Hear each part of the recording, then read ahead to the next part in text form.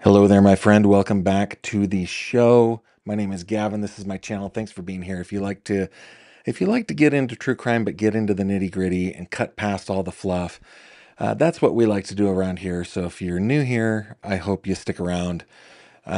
Tonight's guest and case need no introduction, but I'm going to do it anyway. About to join me here is Joseph Scott Morgan. He's a medical legal death investigator. He's a professor. He is the host of Body Bags with Joseph Scott Morgan. And he just told me he is the Sunday night host of True Crime Tonight, which airs on iHeart Sunday through Thursday. Joseph Scott Morgan, welcome back. Thanks for coming, man. Hey, buddy. How are you? Good to be with Good. you.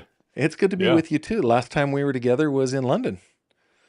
Yeah, I think it was. Yeah, we were actually in one another's presence. And of course, we've done one show prior to this meeting as well. Well, we've done a couple, I think, over the years that we've known each other. But yeah, it's always a joy to be with you and with all of your fans. They're really keen, very keen people. Well, I'm glad you're here. They've been asking me to have you on for the last, well, since London, and they've been begging me, and I haven't wanted to bother you. I know that you're a busy Never guy. Hey, tell me never about bother this. with you, man. Yeah. Well, tell me about this True Crime Tonight.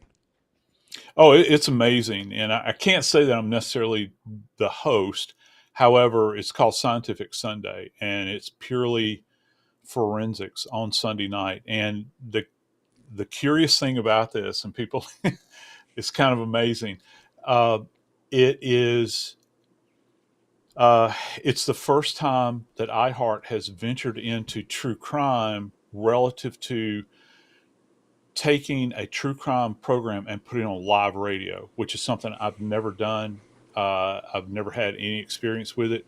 And then at the end of that episode, it drops over to a podcast. But here's the cool thing: if you listen to us, and look, they're on 4 other nights. Okay, so I'm only on Sunday night. That I'm hoping that'll increase. It's live call in. It's a Ah, live it's live call in, so you can call and talk directly with me or any of the other people that appear on the show. It's run by KT Studios. If you're not familiar with them, check them out. I'm part of the team there. We they produced the recent Kohberger documentary on Peacock, and I was part of that. I did the Piketon massacre with them, which is mm-hmm. one of the most intriguing cases I've ever covered in my life. I did the docu on that, and then in addition to that, we did Murdered and Missing in Montana, about the Native American girls that have just died and vanished, and all these horrible things that happen with indigenous people up there. Oh yeah. And then I've been on a lot of their podcasts, so I That love that kind of group of stuff, by the people. way, is still happening. Oh, Like, of course, still it'll never happening. stop.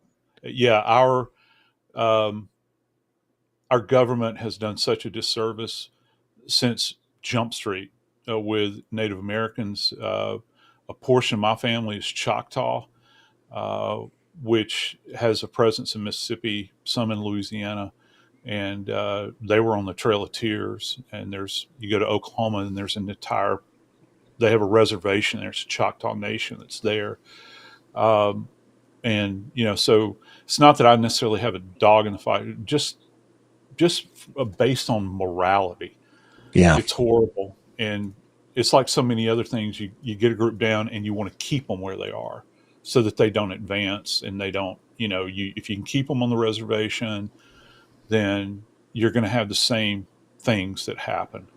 Well, And that it's from, phenomenon though of it's mostly women and girls that just yeah, it go is. missing. We're talking about indigenous peoples all throughout North America. Yeah, It's yeah, it truly is. Um, and you see it play out. And I've never, as an investigator, I've never had to work cases on a uh, a reservation. However, I did learn this. There's so much of a disconnect between tribal police and the jurisdiction where the reservation might be, that might be a local sheriff's office. And there is actually, I'm sorry about that, I That's all apologize. right. There's actually a disconnect between the feds law enforcement, specifically looking at you at FBI, and the resources they provide. These poor people uh, are they are viewed as throwaways. Is what happens. They being the powers that be have dehumanized these people to the point where they do not provide the services that all the rest of us take for granted. And particularly when you're talking about a kid that's missing, and worse, when you find a kid that's murdered, the same resources are not dumped in. They're just not. And we heard some of the most horrible stories. One that I was not aware of that kept recycling through and interviewing the families was that um, the tribal police do not have the authority to prosecute a non-tribal person. But just keep that in So mind. even if And they commit yeah, a crime in their nation, they, this played out. I don't know if you're familiar. The very first case that I really got deeply involved in, I'm still involved with this one. It's the murder of Amanda Winkowski. And this happened up in Buffalo, New York, in the Buffalo area. hmm And, right outside of Buffalo, as you go up towards the lake, the lake. there Yeah, yeah. there's a town called Lewiston, and it makes a circle around the Tuscarora Reservation. And Oh, so okay. exactly what you were just talking about, there is tribal police on the hmm reservation, but the Lewiston PD also has jurisdiction there because technically well, the reservation is like the center of a donut of Yeah, Lewiston. When Amanda uh, went missing, I think people on the reservation are like, "Holy cow, what just happened?" Because Lewiston PD was in there, the FBI was in there, the Border Patrol was in yeah. there looking for this white girl, and I hmm doubt they'd ever experienced anything like that on the reservation, especially when it came to a member of their tribe. Yeah, but if it had been an indigenous girl, Yeah, it never would have happened that way. you wouldn't have heard peep about it. Yeah, It's kind of like, and I'm going to make people angry by saying this. I don't care though at this point. It's kind of like Jean Bonnet. All right, you look at Jean Bonnet and you see, just if you were just to count the number of books that have been written about that case and right. all the verbiage. When I was working in Atlanta and New Orleans, I had a lot of little African American girls that went missing or that were murdered. In those cases, they never made it through two news cycles. It's weird where we put our Yeah. value as a society. And I'm an advocate for the dead. As crazy as that sounds, that's where I dance. Uh, they are. Even after death, there's still a picking and choosing that goes on. Isn't that amazing? Yeah. No, And that's true. it's a horrible thing for me, and it's something that really it makes me sick to my back teeth when I hear about these things like this. So, and that's the reason I signed onto that project. And KT Studios has done remarkable things. Murder 101 is also a podcast you need to check out about from East Tennessee, about a high school class that solved a cold case. No way. And yeah, and along with their high school teacher, I've been a part of that project, and there's more to come on that. That's really all I can say. But that was certainly something that was just absolutely amazing to be a part I of. I So, love stories like that. There's a murder trial going on right now of a guy named Chris Wolfenbarger in Atlanta. yeah, I was He's on involved trial in for the that. murder of his wife, right? Oh yeah, 25-year-old cold case, but I'm aware that it was a tip that came in through Mac McCullum it that was. kind of It was. restarted that. Yeah, and I was involved in the case. I'm the one that reviewed the autopsy reports and all of that. And actually, that case occurred when I was still a senior investigator with the medical examiner. It wasn't my case, but our office handled that, and it flew under the radar for so long. And what's really interesting is that Melissa's father is a serial killer, Yeah, it's and weird. he was incarcerated as well, and he begged the sheriff and the other investigators that he had developed a rapport with, because of his case. Please have somebody look into it. Well, the sheriff that handled his case that brought it to a conclusion, it wasn't his jurisdiction, but he took up the mantle with this along with Mac, and they pushed this thing through. And his sorry self is now facing the music, although these many years later. Yeah. And it's a horrible case. She was dismembered, decapitated, just these horrible things, and thrown away in garbage bags adjacent to a factory shop that he worked at. That is, now get this, talking about dismemberment and decapitation. He worked in a glass shop Right. that has high end cutting tools. And it was right by where her remains were found within a stone's throw where he worked. And And they he just had never, borrowed like a reciprocating saw and never he returned had, it. Yeah. yeah, Well, hey, as we get into the conversation that I brought you on to, or on yeah, for, we're talking yeah. about the four University of Idaho students Mhm. who were murdered out there in Moscow, Idaho, by Bryan Kohberger. I'm glad that we can say that now that he has pleaded guilty to the crime. Um, but before we do, I want to talk a little bit. Maybe you can enlighten us a little bit about what the difference is between a medico-legal death investigator and like a CSI or a police detective. What Yeah, what is yeah. what's the death investigator do? Uh, we are the eyes and the ears. If you think about, this is the easiest way it can be described, I think. So if you think about a homicide detective, and the word homicide is very important here. Homicide detective, they are the eyes and ears of the prosecutor in the field, ultimately. Okay, so they're going to bring in information where the prosecutor will make a decision as to whether or not they're going to prosecute a case as a homicide. Okay. Um, Medical legal death investigator, we are the eyes and ears of the forensic pathologist in the field. And we, I'm not interested in prosecution. I mean, look, I'm a dad, I'm a grandpa, I'm a husband. I've got dear ones everywhere. I want my pound of flesh if something happens to my kinfolks. Okay, Yeah. don't misconstrue what I'm saying. But for me, I'm not out there seeking justice. I'm out there seeking scientific truth. And so, contrary to what you see on television, the pathologists don't go to scenes. Now they'll make a big deal about it in these on these programs.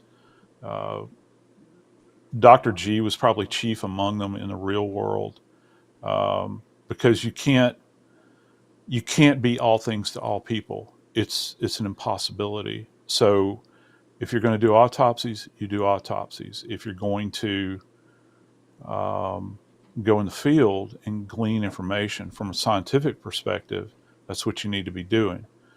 And you bring that data into the pathologist who was not at the scene. So you have to give them information based upon your observations, not the observations of the police, because we're independent investigators in larger jurisdictions.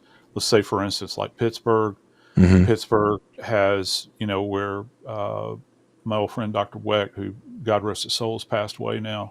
Whole team, I think that's Allegheny County, right? Yeah. And so he, you know, at their disposal, have an entire team of MDIs, medical legal death investigators. And the reason I said homicide is important relative to the title with a police officer is that there are five manners of death for us. It's not simply limited to homicides. It's Yeah. homicides, suicides, accidents, undetermineds, and naturals. So we have to cover a very broad spectrum. As a matter of fact, we're generally the people that, if you have, for instance, suicides, which suicides far outpace homicides. Okay, you don't Yeah. ever hear about them, uh, but generally, suicides in most locations outpace homicides 3 or 2 to 1, Mm. and those are violent deaths.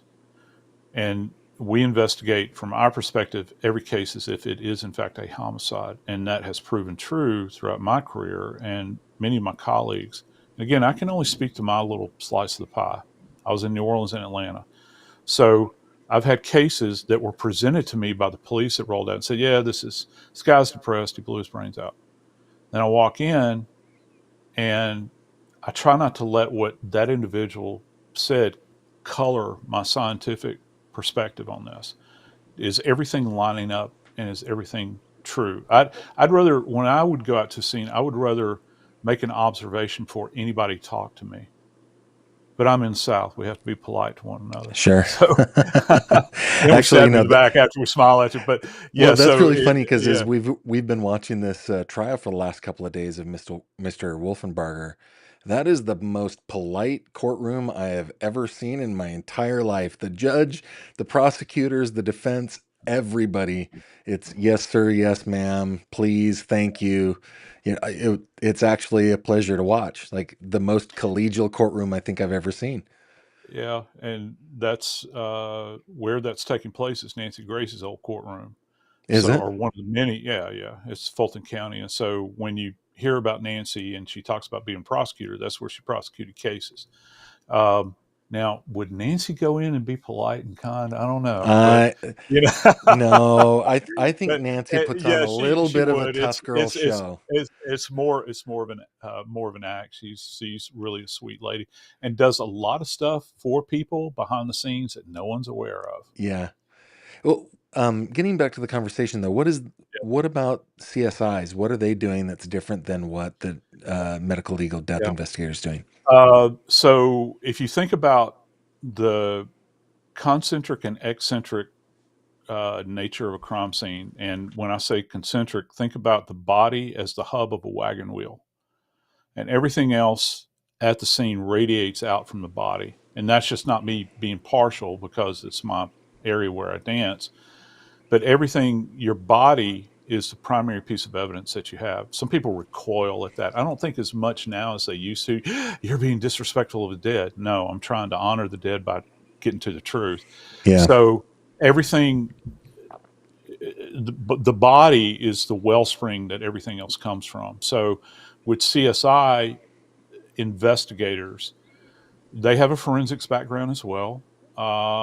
Most of them come out of the ranks of police, and they're on a track different than homicide investigators. Okay, career wise, all they want to do is go out to scenes, work scenes, lift latent prints, take photographs, collect any kind of samples out there or evidences of, like you hear us talking. Matter of fact, in the Idaho trial or the Idaho case, they talk about one of the bedrooms having a wall cut out. There's a portion of the wall that was cut out and taken because it had some kind of blood deposition on it. Well, that would have been CSI that had done that. And they're the ones that are responsible for securing that and getting it back to whichever laboratory it's going to go to. And then they also communicate with what's called the custodian of evidence to make sure that that bit of evidence is secured in a safe location that is not going to be compromised biologically.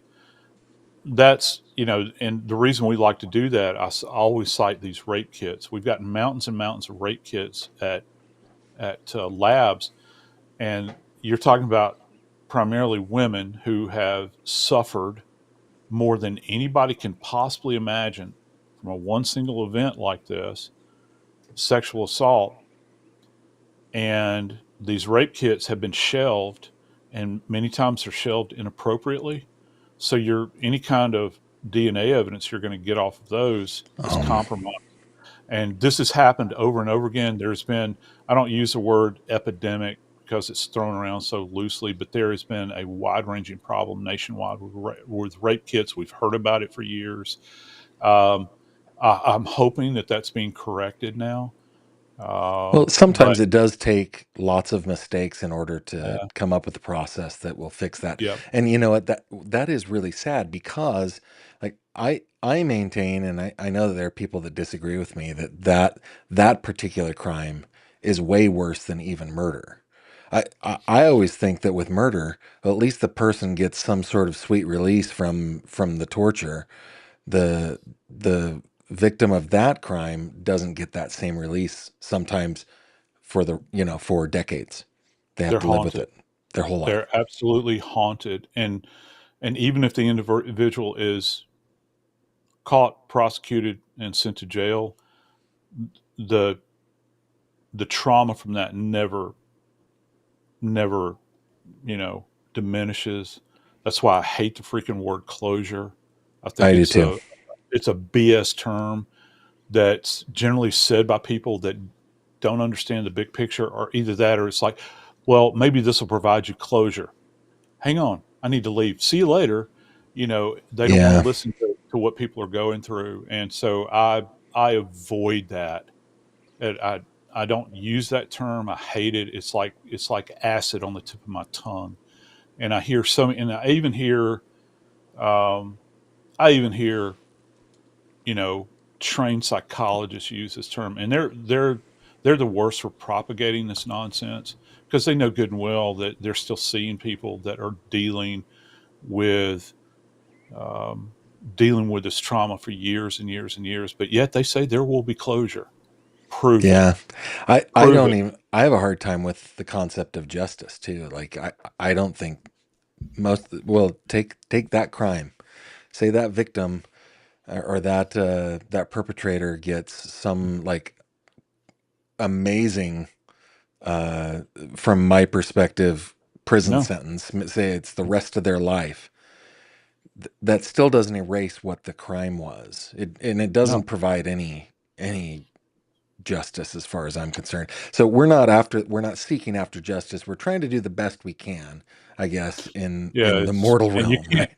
Yeah, and people use the term. They throw the term justice around like it's something that can be quantified, and it's something you cannot quantify. And that's a shame because not only has this person in the Cape of rape, sexual assault cases been robbed of their peace, uh, you're giving them false hope. You'll have closure and you'll have justice. And then that moment comes and there's not closure. Yeah, There's brutal not honesty justice. is generally the best way. And I'll shut up after this, but I'll tell you a lesson I learned as a death investigator, because one of the things that I did as a death investigator was I made countless notifications of families in person, and that's something contrary to what you see on television. If you're in a big jurisdiction, it's us that do that. So we'd work the cases, then we'd go out because the ID of the person, it's all all very important to us forming. We want to understand their background and all that. This idea, when I was a very young investigator, young and stupid, I would go out and notify a family, and they will ask me, "Did they suffer?" And I would say, "No, death was quick. They didn't suffer." Well, I just lied, knowing what I know, because I was there to see the evidence of it. It was not a quick death. It was a painful death. And I'm not going to say that to the family. No. But what I am going to say is, I, I don't know. That's all Hmm. you have to say. I don't know. I'm not there to try to cushion anybody from death, because death comes to us all. We have to understand that. And you're doing more harm than good by lying to them, because that can come back to bite you. It really can. It can cycle back when the investigation is going on. Because if you've got a prosecutor that's prosecuting the case, or a defense attorney, they get you on the stand to say, and the prosecutor's saying one thing, and the defense attorney gets up there, and you're on the stand, and he says, uh, "Well, you told the family they didn't suffer." Yeah, you're right. I did. Prosecution is saying they did suffer. See, I can't actually say that again quantitatively if they did or did not suffer. I bear witness to the pain when you see somebody that has wallowed around in their own blood after a stabbing, and you can see where they've rolled through it. They've kicked their heels back and forth, just trying to fight for life. I don't know about you, Gav, but I got to tell you, that's suffering. That feels That's like it's suffering. suffering. Yeah. Yeah. So truth is always the it's always that stake in the ground. It's your benchmark. So stay with truth. Now you talked about when you go out to a scene, the body is the hub of the wheel, right? There are spokes Mhm. going out. So I guess what I'm trying to understand, and you're explaining it beautifully. I just, if I could ask a deeper question. So, when you're on scene, I know that the CSIs they're looking at the whole scene and they're taking pictures and they're taking measurements and stuff like that. But what does the scene does the scene have anything within your purview as a legal death investigator? Are you looking for, I have to get this right, Robin will be mad at me, blood spatter, not blood splatter? That's what comes out Mhm. normally for me. But I Yeah, mean, are you looking at those kinds of pieces of evidence in a room yeah. in your job? I'm going to tell you a great story. And it's important because it's currently in the news. And this is this biography that's been written by, oh Lord, what's her name? Her last name's Choi. She just wrote a biography of Tom Noguchi, who is one of my personal heroes. He was the chief uh, medical examiner for L.A. and he used to be called the Coroner to the Stars, is what he was called. Hmm. He did Marilyn Monroe's autopsy, as well as Bobby Kennedy, Tate LaBianca, Belushi. I could go down the list.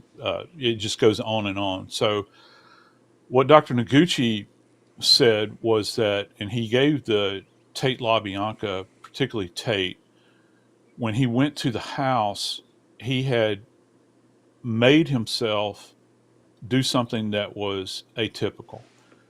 We as humans are, our eyes are drawn to dead bodies. It doesn't matter if you've done thousands of them, your eye always goes to the dead body. Noguchi made a conscious effort in his efforts with the medical examiner's office to train everybody to look up. Don't look at the body. Hmm. Look up and look at the environment because it's spatial contextualization. So, and this works better if you're in a house as opposed to out in the woods. I mean, it can work in the woods, but you look up and around and you start at the ceiling, and you were talking about blood deposition. Well, if you have things like cast off and all that stuff that you're looking for with this dynamic blood deposition, that's important. But where does it lead back to? Well, as the eye is drawn and you're doing 360 degrees with your eyeballs, you're making your way down gradually. And okay, the bathroom's over there. I know that the body is on the floor right here. The kitchen's right there. Uh, there's a window that's over there. Could anybody have seen in there? I just entered through this door. And then all of a sudden, you're you're focused on the body. And if I walked in and I just threw on gloves and squatted next to the body and started my exam and ignored the rest of the environment, I don't have any context for it. And so for us as ME investigators, my go to was always that bit that Tom Noguchi talked about. He wrote his first book, I think it was Coroner at Large, in like '83. And I think that's where he wrote two books, but that's where he kind of put that out there. And you think about what he saw. He was one of the exceptions as a forensic pathologist that went to scenes. Most of the time, though, there were news cameras there. So he Oh, would go so out he was, there and yeah, and you yeah, would listen. I'm going to want a forensic pathologist at the Tate case. I'm going to yeah. tell them what to do. Don't put your feet here. Make sure you got your gloves on, all that other stuff. And Doc, you walk through. We'll tell you where you can step and where you can infill, exfil, all that stuff. Uh, but I want, in something as complex as that, in that case in particular was very complex. You have him make his observations, and then he exits and he goes back to the shop and he waits on the bodies. And as the bodies come in, he's like, "Oh, okay, this is the body I saw laying in the center of the living room. This is Folger's body that was laying elsewhere, or Wojciech Varkowski, or however you pronounce his name. Yeah. He's laying over here." And so you can begin to create this in your mind as a practitioner. It's Well, and very in his important. time, it would, like, I was looking at Duty Ron's channel at Robin's behest, one of my moderators, and the technology that we have now to do 3D scans of a crime scene and to be able to take hundreds of photos, full color, better than Kodachrome now. When Yeah, he was at the Tate murder, no, that the film was too expensive and was like, very expensive. Yeah. I doubt they, I mean, well, they did have the benefit of very good ground glass lenses, but other than that, right, Well, you know, and they didn't use the standard 35 millimeter like we think now. They all use format cameras. So it's the camera that you're the looking four by down through the, five. yeah, and those are beautiful. I Yeah. mean, that's still, if you're going to get a portrait done, even to this day, like a real photographic portrait, Yeah. that's what you would want to look to. And all of those old techs like that, that's what they were trained on. I was never trained to operate one. I would use 35 millimeter. At the end of my career, we started using some digital. The digital camera was like that size, Yeah. and for reference, we use Polaroids, Oh, and they're yeah. good. They're a good quick reference because you can turn it around. You know, most people nowadays don't. My wife Kim, every time we go to CrimeCon or whatever, she's got. And I know the viewers have seen these. You can buy these. Yeah, there I, you go. I've got a couple. Hold on. I've got a couple of Kim's Polaroids right there. It's amazing. People, particularly the younger generation, you take a Polaroid of somebody, and Kim will say, "Okay, watch," and all of a sudden it starts to emerge out of it, and it's like she's created fire for It's the magic. viewer. Yes. Yeah, but you know, we use those a lot on the scenes. We could send those bodies in the. We could actually. I remember distinctly putting them in a Ziploc bag and putting them into the body bag with the body, so that when the forensic pathologists open up the bag, they would have a couple of scene shots with a Polaroid, but it's duplication. You know, we do 35, we do Polaroid. You had crime scene techs that were using format cameras, so I want it was a bit different. I want to show you something because I'm a bit of a photography nerd. Oh, these are medium format, right? That's a 6x6, but I've got a couple of 4x5 cameras. I've got a field camera like the one they would have used back in the day, and I've got a rail camera. Trying to, yeah, there's a 4x5. That's a Yeah, that's a that's what they would have used, and and they're so beautiful. They're the quality of it is unsurpassed in my mind. And again, but I you come know from a what? different generation. But from like the story that you're telling, um, no, that they had a more difficult time, right? And Establishing you, the yeah, dynamic scene. yeah, and you'd burn through film, and I can't remember what the exposures were. You had two types of exposures, or number of exposures you had on each 35 millimeter roll. You had the big ones, and we'd order these things en masse, and so we would burn through them. And so you can imagine you got bloody gloves on, or you're having to go back and forth between the body. You're going to take photos. I misspoke. You're going to take photos ungloved, particularly if you're having to examine the body because you're going to transfer blood onto your camera. You don't want that to happen. But I remember I'd come back to the shop and I would have 10 rolls of film that I'd taken. I'm an ME investigator. And um, now, with the technology you have now, you can take thousands, Yeah, thousands from different perspectives. It all depends on, can you operate the digital device that you're utilizing? Can you operate it correctly? yeah. Uh, So, in terms of have you seen any of these photos that have been released in the Idaho 4 case?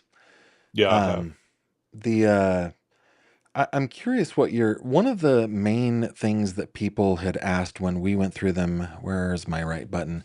As a channel a few days ago, one of the questions was, where is all the blood? And you know, you and I looked at, for example, the Ellen Greenberg case. This is a case where this woman was stabbed 20 times, and me as an amateur, the first time I looked at it, I asked myself the same question: where is all the blood? Uh, Mhm. and I guess I postulated to my audience a couple of days ago that maybe to us amateurs, this doesn't look like a lot of blood because we're used to looking at, you know, really, really gory movies. But to you, do these images seem like they are commensurate with the murders that took place here? Yeah, that's an excellent question, and I'll give you my 2 cents. So, with these images, they tell us, um, one thing specifically: when certain of these individuals were killed, there wasn't a lot of movement.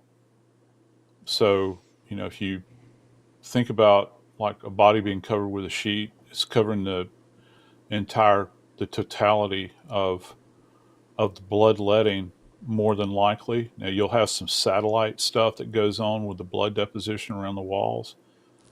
The fact that they were on mattresses in particular. Now I haven't seen. My understanding is that Xana was on the floor, and if you're thinking about her, she's on. I think I don't know if her room was carpeted or not, or if they're all this kind of faux hardwood that runs through it.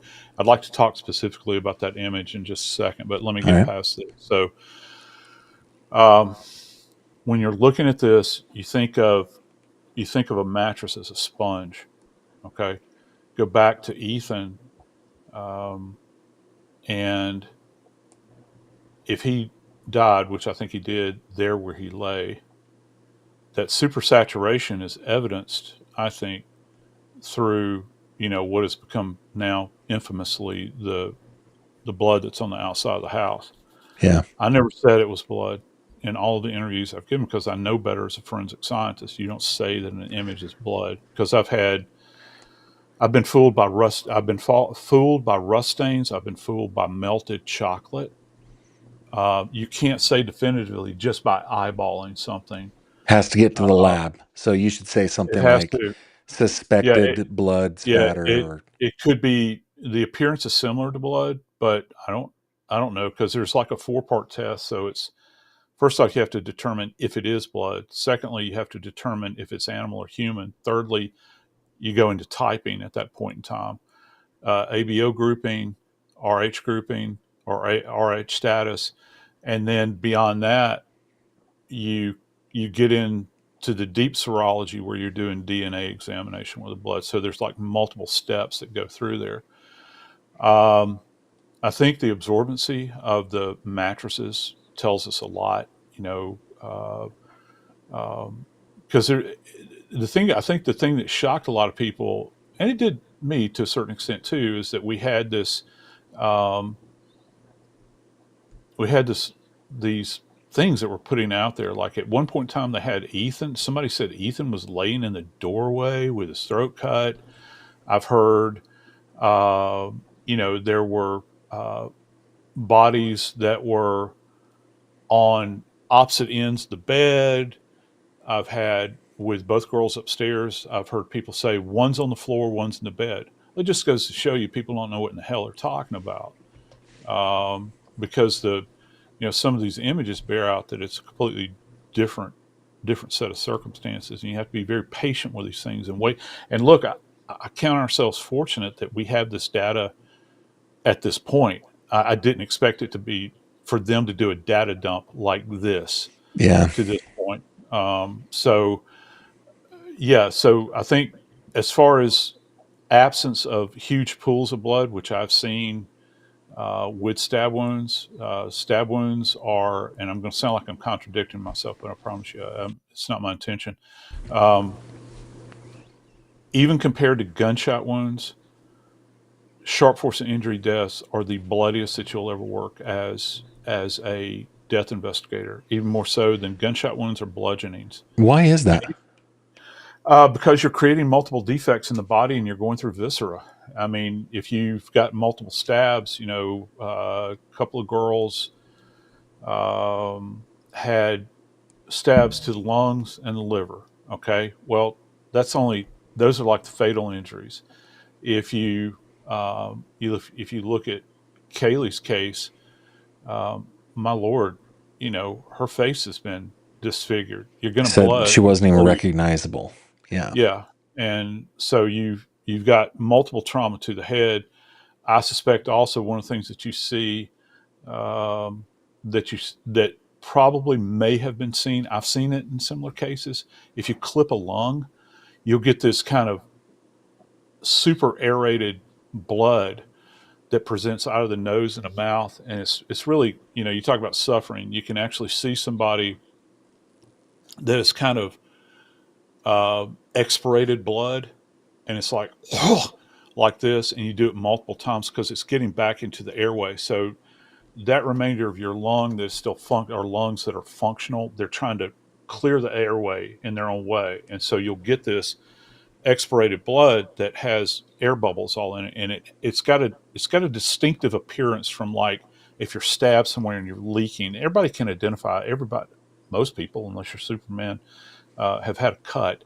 You know what it's like, what that blood looks like. Okay, this doesn't quite look the same, but you have to observe it in kind of an immediate status. And as we well know, uh, they didn't get access to these bodies for a long For time. hours. And Yeah. yeah, in my parlance, that's a long time, particularly with something that is this over the top, um, and that's not really my area of expertise relative to notification and all that stuff. But it is when it comes to the coroner, who famously said that it appears that they were all asleep when they died. And that was, I've gone round and round over just that statement alone that was made outside of the investigative bubble. You're held to a particular standard when you're a medical legal death investigator, which the coroner is. And one of the things that is incumbent upon the coroner is, don't open your mouth. Now, she's a duly elected official. She can do what she wants, and obviously she chose to do. But she did an interview within just a few days, man, of this, and actually made that statement. Um, is Idaho kind of the way Pennsylvania is, where the coroner is an elected official? They don't really necessarily have to have the educational background to. Yeah, and it is. That's one of the things I do at universities. I study coroner systems. There's still 24 states that have the coroner system. I live in one. You live in one. Um, most of the states, thinking right here. This is my thinking face. Um, Florida, no longer. They have ME districts. Tennessee has gotten rid of coroners. They haven't had them in about a decade. South Carolina does, but North Carolina doesn't. Famous story related to South Carolina coroner is that they found an African American adult male floating in a creek in Marlborough County, South Carolina, and it was on the state border. Literally, if it had been on the other bank, they would have been in North Carolina. Coroner didn't have the resources, didn't have a freezer, and this body was badly decomposed. They collected the remains. Pathologist in South Carolina did the autopsy. It was a homicide, gunshot wound to the head. Um, and the coroner, I mean, God bless him, he had no choice. What's he going to do? Take the body home with him? He doesn't have cooler space, or he doesn't have a functioning coroner. Guess whose body that was? Hmm. I don't Michael know. Jordan. Michael Jordan's Oh, dad. his father. Yeah, and he had him cremated. And as you can imagine, the coroner, the Jordan family, was not too cool with that. But he didn't really have it. So you have this. Oh, he didn't have the room for the cooler, so he just sent him in for cremation. Yeah, he took his jaws out, which is something we do with decomposing bodies. We'll take the jaws out, upper. We'll take the maxillary teeth out. We'll remove the jaw. We'll preserve that in a bucket of formalin.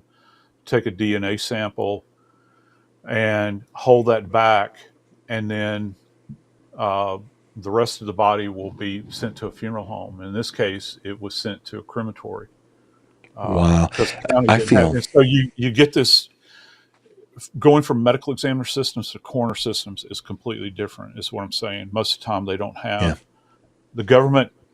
Listen, there's a famous old quote that the coroner in New Orleans, of all things, made.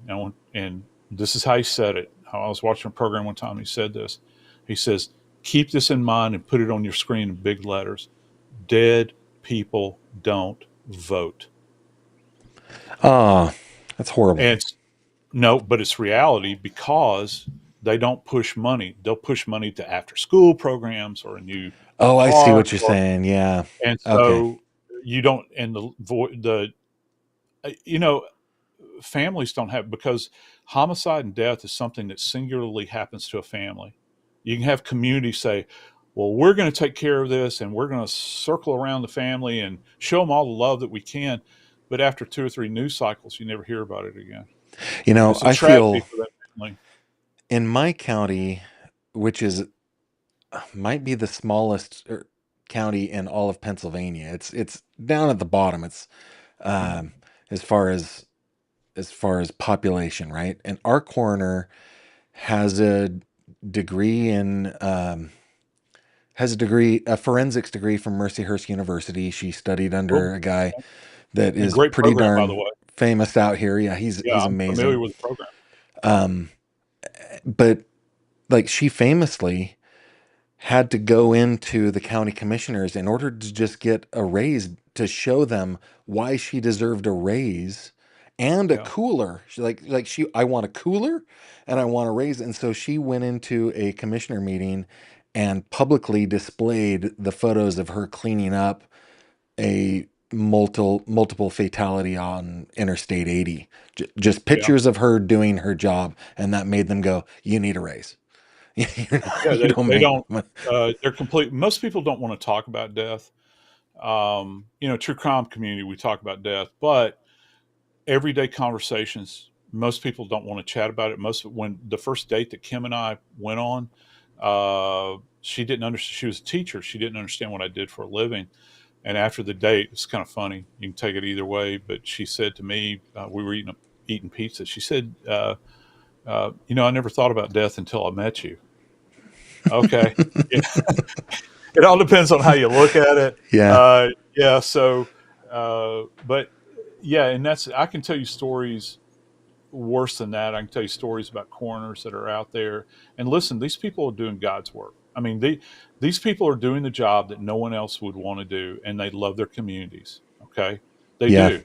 And they are the only medical legal option. I know of coroners that use their own personal pickup truck with a shell on the back of it to haul bodies for with transportation.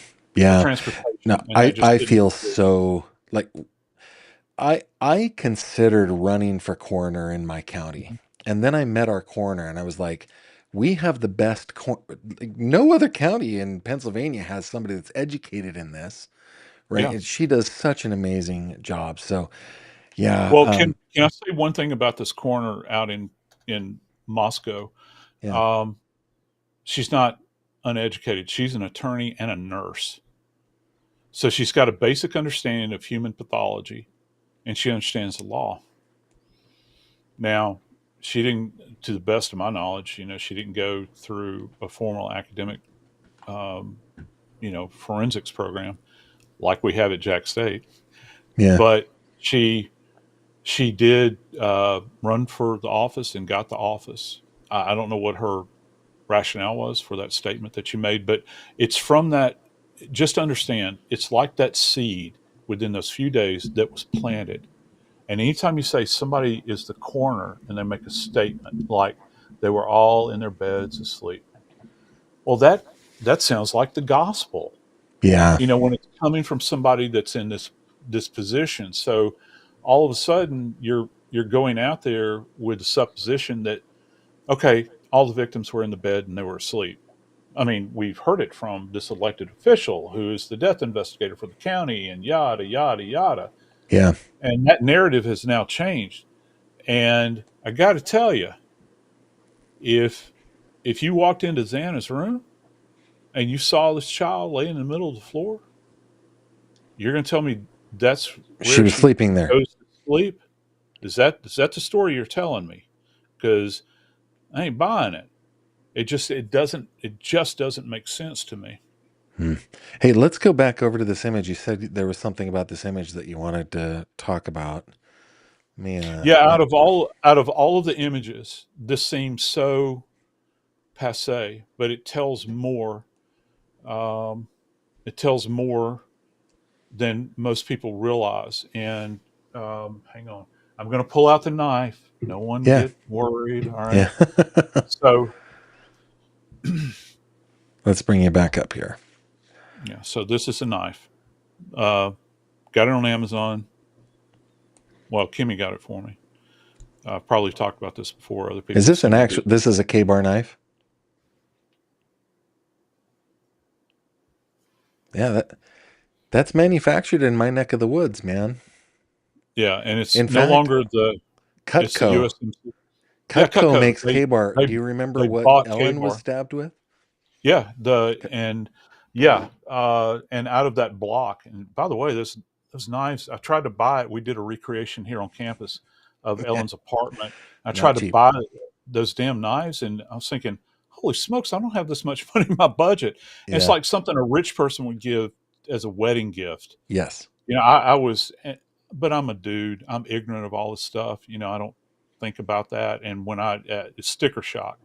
So yeah, so the knife, and so you see the knife. Okay, can Yeah. we flip back to the picture real quick? Yeah. Okay, focus in on those droplets. Now come back to the knife. Yeah. Let me Yeah, pull up. There's a cluster too. There you go, and up a little bit. Yeah, there's a big cluster right there. Okay. yeah. Now pull back on the photograph in totality. Pull back so you can see the deposition. Okay. Now with the knife, those are what are referred to as passive droplets. Okay. Now, I believe that those droplets may have been created by a blade that is super saturated with blood. Okay. And as this liquid is here, it is being drawn downward. Okay. Yeah. These are passive droplets. So if you look at those droplets, do you see how they're not all together?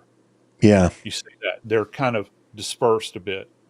You've got this kind of little dipper formation that's up here on the left. You've got four individual droplets. You've got a cluster right here. There's one couple little satellites right there. By by virtue of that, just eyeballing this to me, he was standing there surveying that room or surveilling that room, surveying and what he had done and thinking about where do I go next.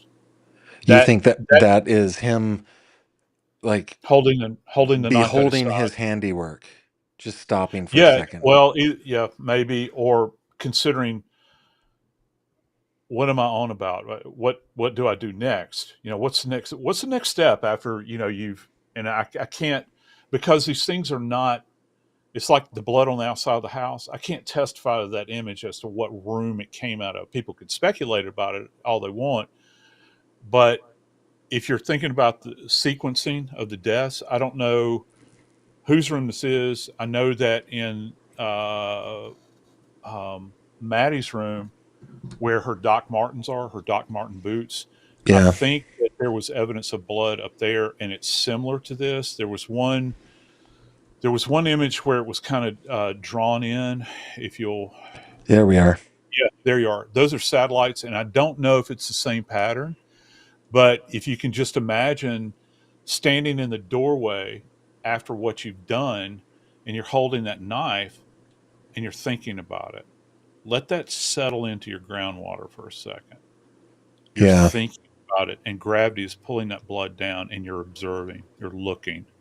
Maybe they're not totally dead yet. Maybe you can still hear them wheezing because both their lungs got clipped and they're expirating blood, probably onto one another because they're laying adjacent to one another. They're bleeding, certainly. And, when they did these autopsies, I can, dollars to no nuts, I bet you they found commingled blood on both these young ladies because they're in such close proximity.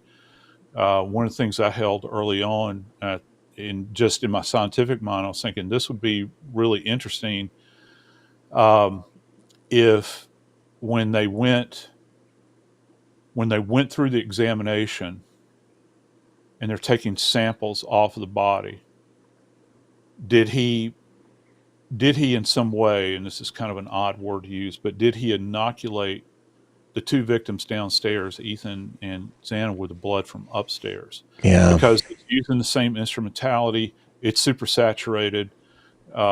He descends and of course, it looks like he's chased Xana. If you hold on to this idea that maybe she ascended the stairs and she met him, he ran, and you have to run back across that room to get to her bedroom. Her bedroom was not actually where I initially thought that it was, but they had to go by the sliders, by the way, to get into her room. Um, were there any trace elements of DNA contained within blood that was commingled on them from upstairs? That was one of the biggest things I was thinking scientifically. How can you sequence? Because these kinds of events are very difficult to sequence unless you have an eyewitness to them. You can speculate all you want, but I was thinking, wow, that would be a good way to try to underpin, this idea of what order did this occur in. Yeah, And that's interesting. I hadn't thought of that. I thought about that. I thought about it early on, and I don't know that they went that far, but I always thought that would be certainly something interesting to explore, Gavin. Let me, guys, you're going to have to forgive me because we've been going close to an hour here. And what I ask people to do is, Joseph, is put GF in their comment. Usually, what happens when I have you on, uh, people stop putting in comments because they're just fascinated by what it is that you have to say. But I wanted to see if there's any questions that people Sure. want to ask. I know that. I, okay, what does Robin say? Let me. I see one right here. I'll take real quick if you Yeah, go don't for it. mind. Yeah, I think I think that one of the family members said they thought there were two weapons. I disagree with that. I think that the knife was the sole weapon. And the reason I say that, you have to look at the history of the K-bar. History of the K-bar, it's a combat knife. Our Marines used it extensively in the Pacific Theater. You know what they would use it for? It wasn't just for killing. It had a utility to it. They would use K-bar to dig trenches with if they didn't have an E tool, which is like the portable shovel that you Hmm. carry in the military. And this thing's really robust, so you can hack wood with it to create a shelter, cut brush to camouflage with. Oh, and by the way, you can take this to pry open ammo boxes because this thing ain't going nowhere. This thing is Yeah, it's high solid. carbon, and yeah, it's amazing. It is, and so guess what you do if you want to close the box? Bang. Yeah, Yeah, this end, just so that people can see it if you've never seen it before. Oh, I'm sorry, I'm moving this thing the wrong way. It's the end of it is robust, and what does that look like? It looks like the head of a hammer. yeah, I'm going to rotate it up so everybody can see. And the rings that have been mentioned, there was kind of a ring pattern. You can see those are grooved. You see the grooves in there, yeah. so that when you grip this thing, when you grip it, you've got something that has kind of a friction that's created where you can grip it and hold onto it. Friction's the wrong word, but you understand what I'm saying. It's Well, and plus, you have the ability to hold. if you've got moisture there, those grooves give it a Yep, place to go, right? good point. Yeah, you're and in the South Pacific. Oh my lord, can you imagine how humid those poor guys that were Yeah, fighting over there? Can you imagine how humid that was? yeah. And so that would extend to also bloodletting. If you've got um, if you've got bloodletting that's going on, this thing's going to get really slippery really quick. And blood, just so you understand, when you're dealing with mass quantities of it, it's almost like oil. It's hard to hold on to anything. I've screwed up many times in both the autopsy room and at scenes where I would lose grip simply based. It's not just people hear about decomp fluid, which has got a lot of fat in it too, but blood is people think of it as being tacky, and yes, it is, particularly when it's getting to a drier state. But blood can be very, very slippery as well. And so just going to this knife, you think I'm about that, how it was designed. I'm sure as a weapon of war that I mean, plus the handle is made out of leather. I bet that absorbs a little bit as well. Because I isn't it think so made too. out of leather rings, compressed leather rings? Yeah, and they're like compressed. One more thing I wanted to point out to you. Yep. Let me see if I can turn this. This is actually referred to as a blood groove right here, Yeah. and it's on both sides. You catch it really well. You see it there, Yep. and that's what they call a blood groove, and it facilitates the ease with which you can stab and withdraw. It doesn't form like a vacuum. Isn't that something? Yeah. So when you That's insert it and you're having difficulty pulling it out, it it avoids creating a vacuum in the defect that you're creating, and so you can withdraw it easier. And I was always fascinated by that. That when the scene was made, I think that they took that into consideration Yeah, as I think that's well. technology Probably, that came from the bayonet. That probably is, is. Yeah, yeah. Hey, yeah. Robin says if a person comes across someone that they don't know if they're alive, what's the best practice to check for life and do as little harm to the scene as possible? Seven cardinal signs of death. Uh, first off, you don't if you don't know they're dead, you check the eyes, see if they're reactive to light. There's also another practice because I've had a couple of people who've gotten burned that went out, were summoned to a scene. One story in particular, I'm not going to bore you with the story, but uh, where the person was actually alive when the ME arrived out there, and they jolted to consciousness. It was a suicide with cut wrist. One of the ways you do you with a gloved hand, you pull the eye down, and it's not. This isn't a light exercise. This is a touch exercise. Right now, try to touch your own eyeball, and Yeah, you're going to no. naturally retract most of the time.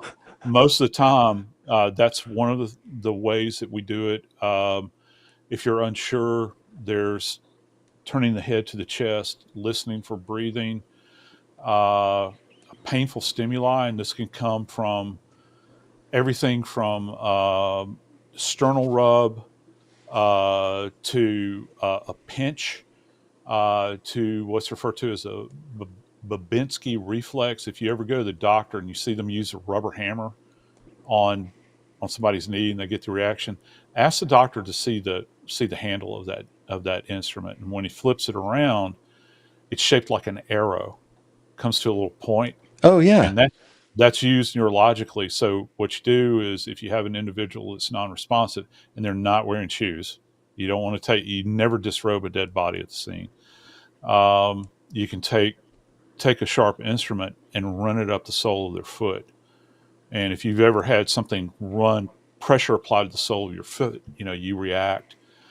Uh, see, I'm missing a couple obvious signs of decomposition. Obviously, if they've got roosters roosting in their, I mean, if they've got buzzards roosting in the hair, there's a good chance Yeah. they've gone on to reward. Uh, Generally, uh, coolness, cool to the touch. They'll have a gray pallor. The pallor of the individual changes significantly. Um, and these are just little signs. It's not the one, it's the total of all of them that you try to observe, particularly if you have questions. Most of the time when we go out, an EMT will have been there prior to us, and they will have run a strip in the field many times, unless it's just an out and out decomposed body.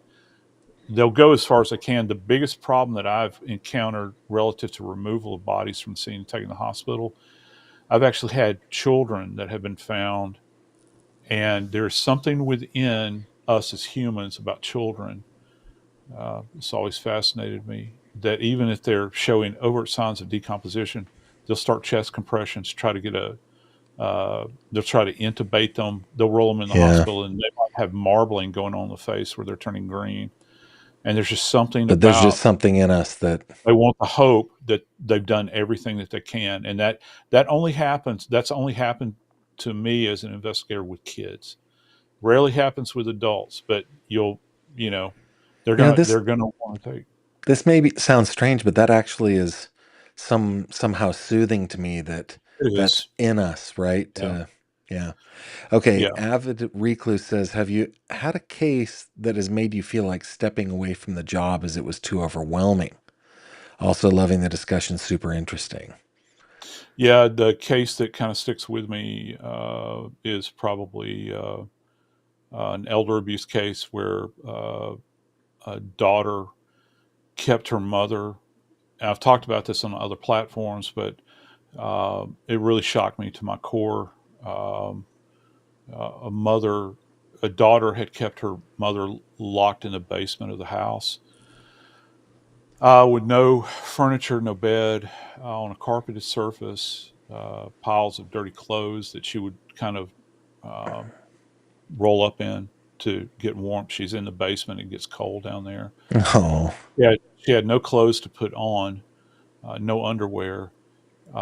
She was feeding her a bit of water and stale crackers, um, and they would just kind of be tossed in there for her. And she had bilateral breast cancer, and both of her breasts had, for lack of a better term, it had become so necrotic they had eroded away, so that when I did the examination on her at the scene, you could, if you'll find, like, palpate your wrist right here. I mean, your wrist, your ribs, and if you think about, if you've ever had a workout injury that involves intercostal muscle pull, that's actually rib muscle that's there. Well, the breast cancer had gotten into that area in life, Oh, and she was living with a hole right here. And of course, it compromises your ability to breathe significantly. She's already compromised, but you could look through her ribs and see the pleural space where the lung sits, and that lung was essentially collapsed, as you can imagine. I mean, it was one of the most it was one of the things that, and I saw so many. A lady had impaled her baby on a bedpost. That really, and she was crack addled, as they say. I have little or no compassion. Yeah, I don't care how bad your drug abuse problem is. She had rammed her baby down onto a bedpost. I don't know, a lot of cases like that, and so it's, how do you maintain, like, I guess, your mental health working and seeing that sort of thing? you don't. That's the reason I collect. That's the reason I wrote my memoir, "Blood Beneath My Feet," and um, because we were not provided with any kind of mental health services. This is in Atlanta. There was nobody to debrief with you, because you're doing things even beyond what police do. Because all we deal with as an MDI is death, death, death, and death. For a homicide detective, they'll go out to a scene, and I'm not saying that the body is secondary to them, but their goal is to go out and try to catch a bad guy, and Yeah. they leave that scene behind them. We're with the body all the while. We're notifying the families. We're uh, and that really took a toll on me too, because with my career, I uh, when you go out to a family's house and you knock on the door, and you know these total strangers, you're about to change the course of their life. Yeah. And I did it close to 2,000 in-person notifications. So and the first one I ever did, I still remember the last one I ever did, and neither one of them were, I never had a pleasant experience at all. I did have one wife that started celebrating when her husband was found dead. He'd been found dead with a hooker. And Wow. yeah, a little Italian lady in New Orleans. And And she um, was happy. She had reason to very, celebrate. he had given her multiple STDs over the years. She was very profoundly Catholic. You walk up outside her house, and you got the Blessed Virgin here. You got Sacred Heart of Jesus statue right here. It is a very typical New Orleans home.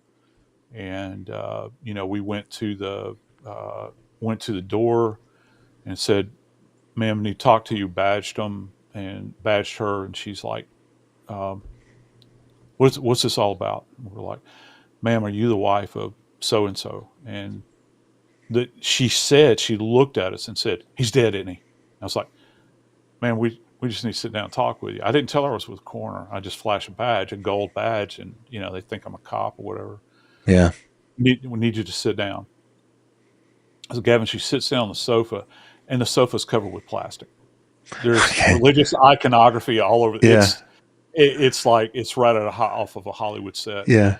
And dude, when she sat down on the sofa, have you ever seen anybody that sits on the edge of the sofa and they look like their legs are loaded with springs? Yeah. And she's sitting there like this.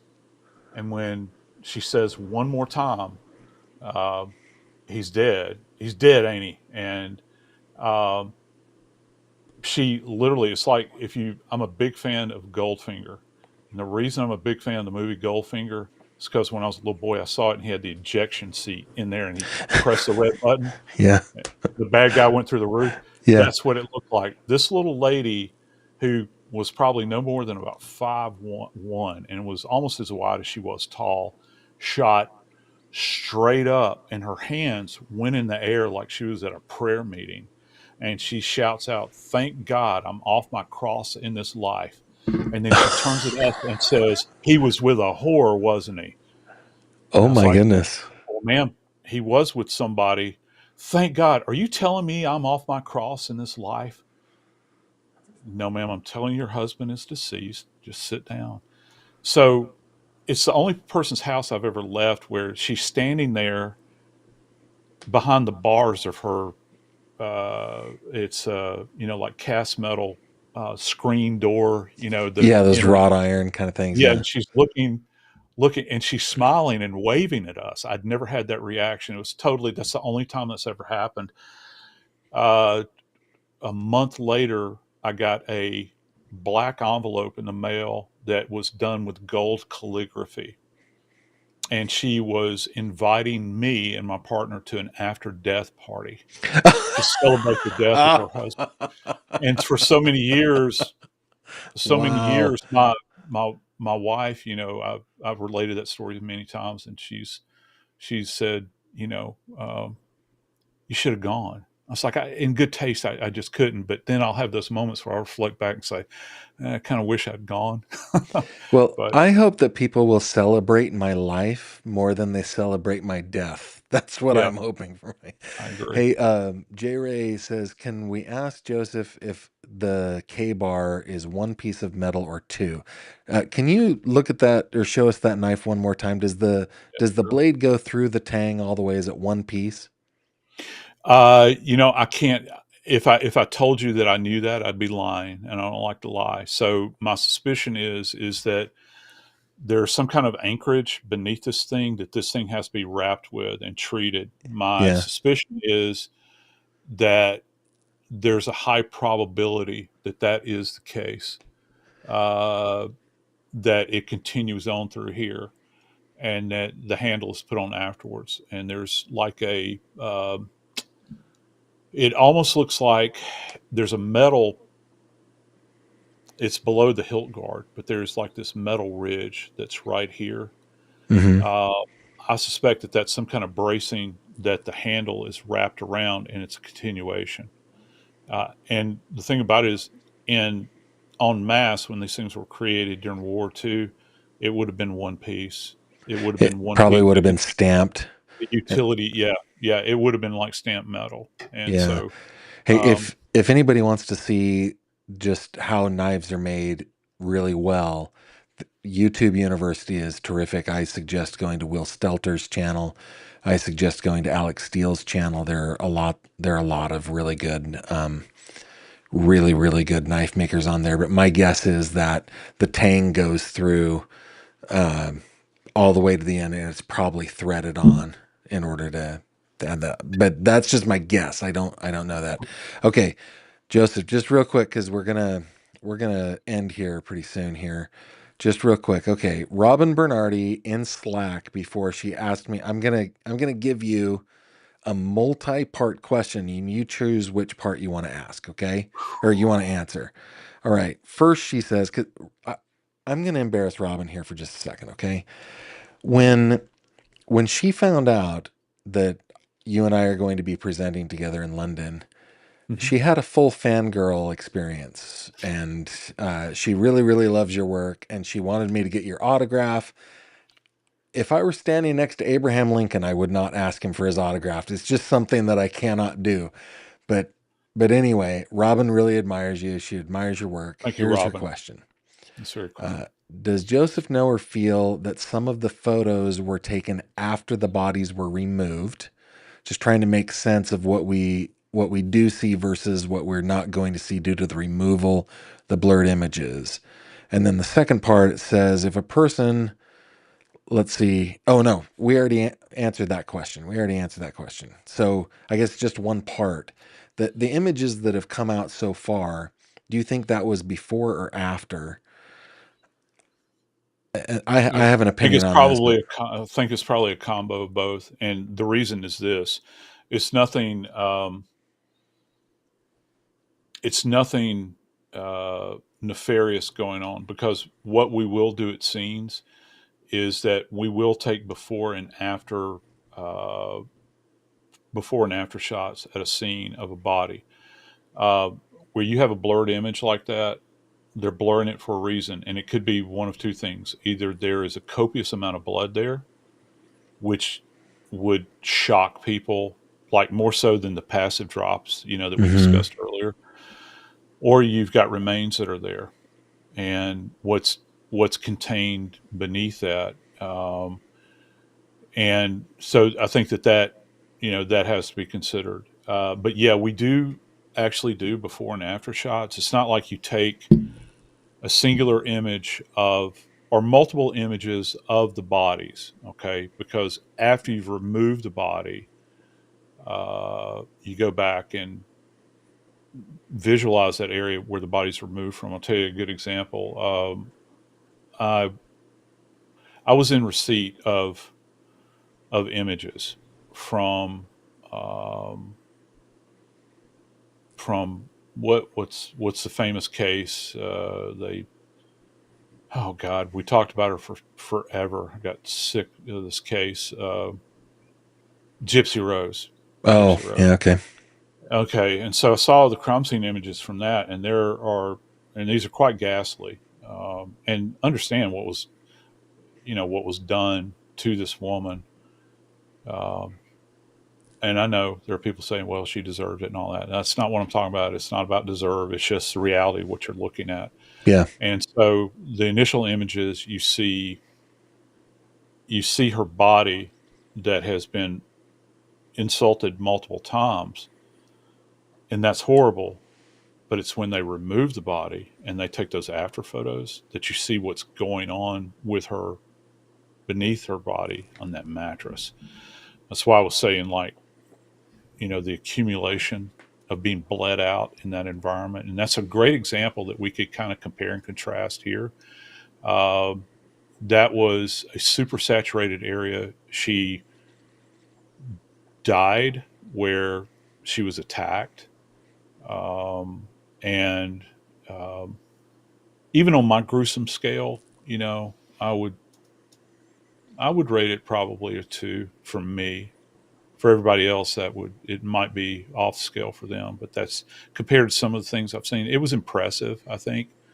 So yeah, and you want to because the ultimate goal is to have these images go before a jury, and we use them Yeah. for reference, and you have to have them for reference, man, because once that scene is cleared, it's cleared forever and ever. You can't go back and reconstruct it. Period. End of paragraph. You have to catch it all then. But more importantly, these images in a homicide case are going to be used in court. So you have to cover all of the bases, and you have to let people know what it was like. You can't transport them out there so they can get all the smells and all that stuff that's going on, but it's about as close as you're going to get. Um, Videography works pretty well, but I'm a big still image because I want to linger on something. Videography fails hugely, I think, at crime scenes because as much as much time as they spend slowly panning doesn't cut it. Yeah. If you need, like, the passive blood drops, you could pan over that very slowly, but brother, I want to examine it. I want to Yeah. see that image. I want to appreciate it. I want to get. I would, I would have loved to have seen a scale in that image. So I would understand the scaling there, and try to appreciate that so I can get dimensionally. Because as you know, as a photographer, Gavin, you don't just because you take a photo doesn't mean you're going to do it. Its scale does not necessarily accompany the That's right. photograph. You Yeah. don't have an appreciation for, and that's why we put scales in almost all of our images. Well, the thing that I've noticed, like if we go back to the images here, like I can tell that a strobe is on this one. So to me, we've got a digital SLR or a mirrorless of some sort, right? We've got a camera, but there are a couple, like this one has a strobe on it. This one though, It's either strobe or one of the big bugaboos we tell people to don't do. That could be flashlight sign. And oh what happens is somebody will hold up like a mag light and they'll take they'll hold it there and not Yeah. remove it before, because what you do is you try to get the photographer to say, okay, this is what I want you to hone in on, and then you remove the flashlight, and it blasts everything out. And strobe is Yeah. great too, but there has to be a balance struck relative to what you're trying to illuminate. Yeah. um, I can see what you're and saying sometimes, there. yeah, it's something that has plagued us for years and years. And these flashlights are very powerful now. And I don't know. That's just what my thought is. But I'm not saying it can't be a strobe. I'm just saying that in our business, we call it flashlight sign. You can see it, and it kind of blasts everything out. You can't appreciate fine detail with that. yeah, but something like this though, it looks to me like a phone took this picture. Like I had Okay. wondered if the detectives went in there, that they recorded what they saw before the CSI got there or something like that. I'd wondered whether or not, like for example, there's a dog in this photo, right? This looks, I mean, it just gives me the telltale signs of a very small, um, a small digital sensor. Where we don't have a huge bit depth on this, so it looks to me like we they took some pictures with their cell phones. This one again, the bit depth is very narrow, or very shallow. Um, this one looks really shallow again. Now this one, the bit depth, you can tell that, and this is kind of a screen grab anyway, but this one looks like it was an SLR to me. So I had wondered there are, if it's possible that the detectives took some photos that was included with their phones, that was included um, in the file, and then there was a CSI out there taking actual SLR photos. Yeah, that's a troubling thing about phone photos. I don't know who else took photos that are out there, and that's one of the things that has me very concerned. That if there was any agency, I'm not pointing fingers at any particular agency, but if there was anybody out there that took photographs uh, for their personal use or for their on their personal phone, uh, I have fears that these things will surface and it'll be out of the purview of, like, the control dump that law enforcement is doing. I'm not saying it's going to happen. I'm just saying stuff like that has happened. There have been people that have been prosecuted for that happening. Mm, And this case is such a high profile. If you get some uh, less than reputable news agency that will pay you thousands of dollars for the images, it's really hard to turn away. There might be people that try to sell images. yeah. Um, but yeah, so Sully, I think it was Sully Biker said something a second ago. Okay. They said that they confirmed that the images came from the responding officer. So I don't know if it's the totality of it, because there. I don't know if all of those images were taken, because this has gone into the database of the investigating agency. You can't look away from that. So uh, does that mean that all of them were taken? Um, because the crime scene photos have a certain flavor to them if you're doing them sequentially. Because we do at crime scenes, we do macro, medium, and I hate to say micro, but macro to micro, where Yeah. you're stepping back and you're going to use, what we do is we use all 4 points of the compass if possible, where we'll take perspectives from that. Because you and I can be, you can be on the south side, I could be on the east side. I'll see something from the east side perspective that's not going to be viewable from the south side perspective, or vice versa.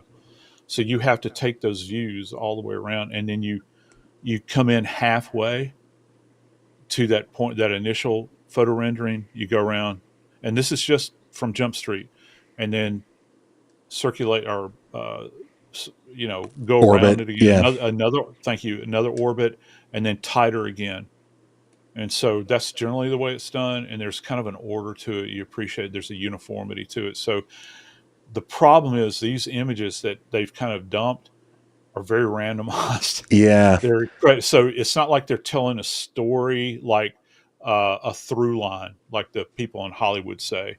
Um, there's no through line, you know, Yeah. with it if you're trying to tell a story, and that's generally what you're trying to do with photos. So And I think the again, news good, agency that got these photos, they're the ones who decided which ones they would put out. They didn't want to right? put out, Yeah, yeah, gruesome photos. And that's something that you and I have talked about at length before, Joseph. Like, uh, what I love about my audience is that we're mostly in this for the learning aspect of it. We're not mostly in here just to be, I don't know, entertained by horrific tales. We want to learn something here. Susan Lewis, who's a person who frequently comments, she's a volunteer of mine, talks about hey how Susan. the stuff that she sees on my channel and others gives her things to talk about with like the students that she teaches and the kids that she's around, trying to keep them Mhm. safe and not scare them into just you know huddling in a corner for the rest of their life, but learning what to do. And Yeah, so we have requested, one of my volunteers, Kelsey, has requested all of them. We haven't gotten them back. I'm sure that Moscow is inundated with requests, but I yeah, appreciate the media outlet for the ones that they chose to put out. Doesn't yeah, and I think that that is very important. Look, I would to say as a person that I was disappointed um, that this thing didn't go to trial is an understatement. Uh, as a father and a husband, um, not so much so because I know the keyhole that those families would be drugged through. Yeah, It would be it's their life is inundated with trauma and shall be forever and ever. Remember, no closure. yeah, Um, and um, I am disappointed. Not that you're asking for this, but I'll go ahead and run my mouth anyway. Huh, I'm profoundly disappointed that there was no allocution requirement, and here's why. It's kind of a two part. First off, you want to try to understand the motivation. Um, what, not why. Why, again, another word I hate because there's no answer to why. yeah, I try scientifically, I try to stay away from why. It's anyway. Um, you want him to hold forth under oath, his rationale for this behavior and this massacre. Whether or not you get the truth, I have no idea. But let me tell you what they have set him up for now. This reptile is currently incarcerated in Idaho. He is in charge now.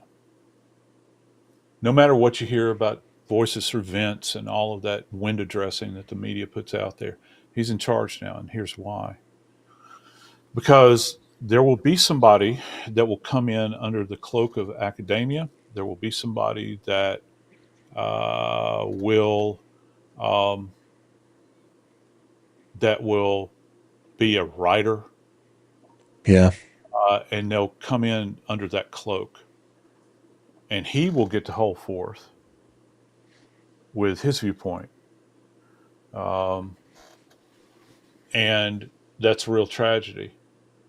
Um, the idea of uh, you know we'll give you a sample here, but price of admission, the purchase of the information is you coming to me and me being in charge.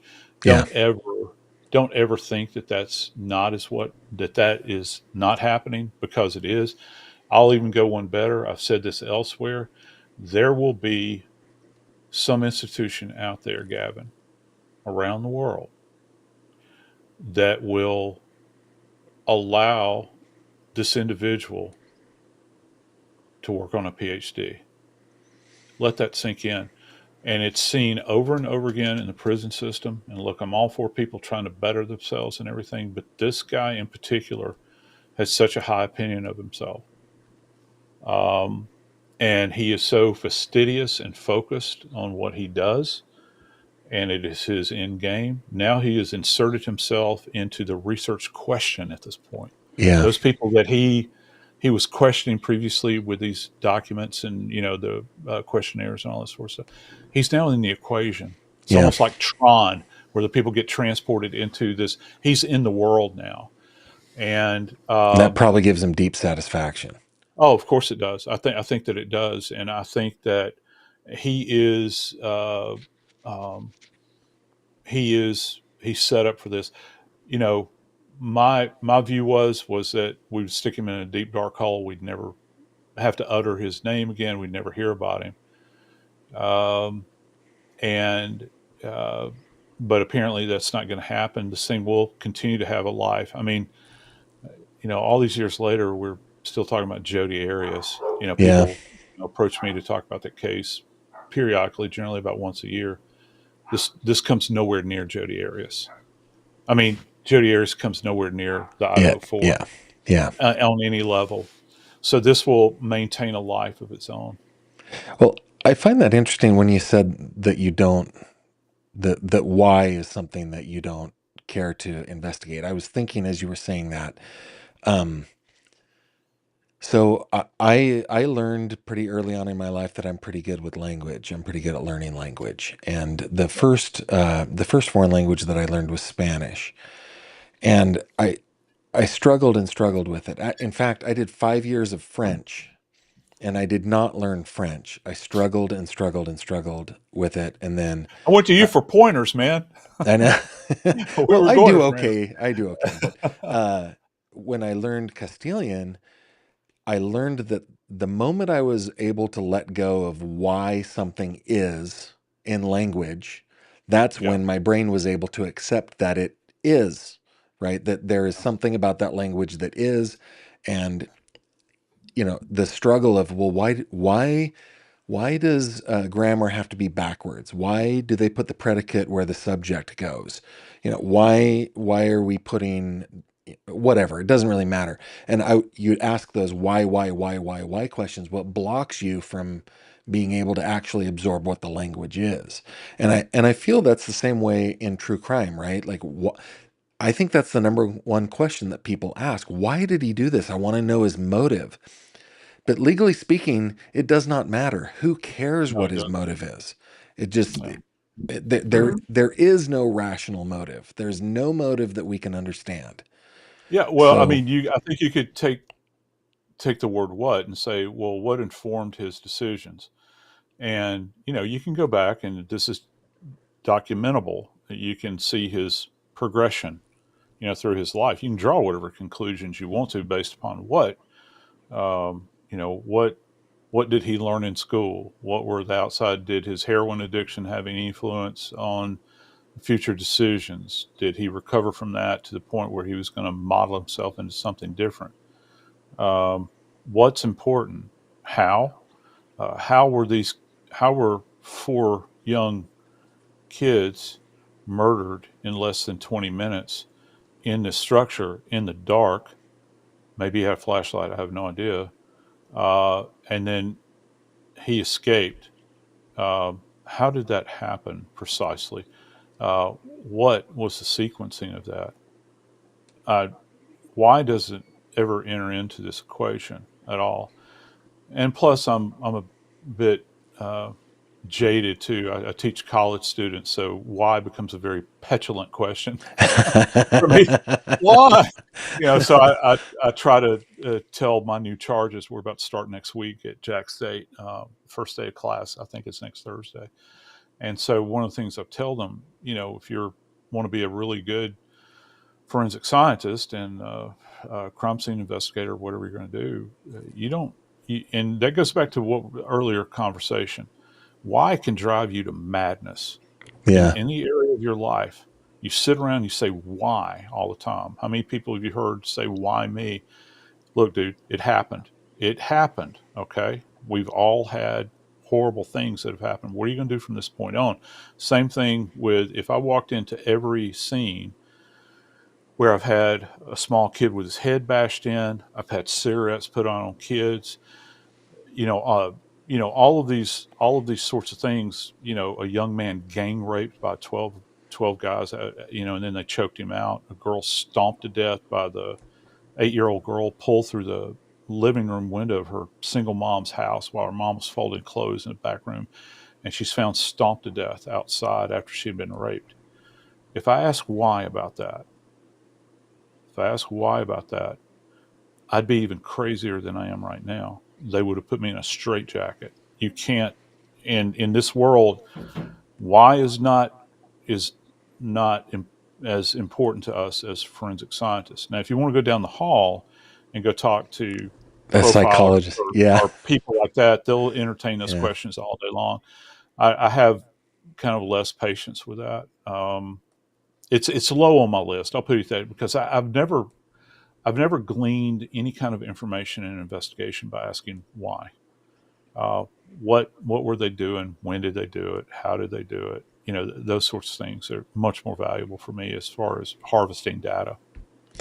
Hey, thanks for joining us. We've kept you on nice and long. Crying out loud, we're an hour and a half into this. Thank you very much for coming. Oh, All my of the pleasure. comments are saying, please have Joseph back on. I Sure. promise I Anytime. won't abuse our friendship. We won't. We won't take You guys, tons of your time, look, but every once you in a guys while. call, no. You guys call me anytime. I'm around. I'm floating around. I'll always make time for you guys because I respect you.